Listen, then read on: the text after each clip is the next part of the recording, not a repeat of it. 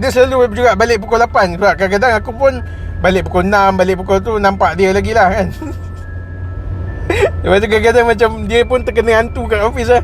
Dia nampak macam aku. Lepas tu dia tanya aku, apa? Aku dah balik lah.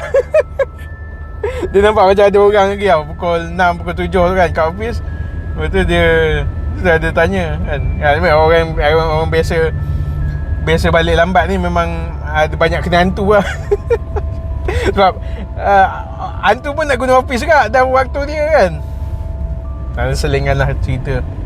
Tapi nak cerita macam mana orang ni bekerja lah kan. Orang nombor satu yang aku jumpa lah. Cakap ni satu je. Yang lain adalah dalam 90% punya komitmen kerja kan. 10% pun memang huha-huha juga kan. Tapi yang seorang ni memang dia 100% dia give memang untuk kerja. Tapi kesian juga bila orang macam ni, dia macam lunyai weh.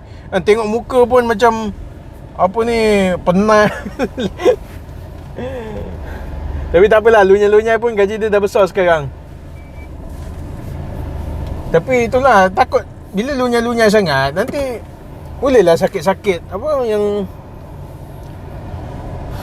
sakit yang yalah terlalu over kerja kan. Tapi yalah, dia bukan kerja yang kat berat, kerja yang memikir lah kan.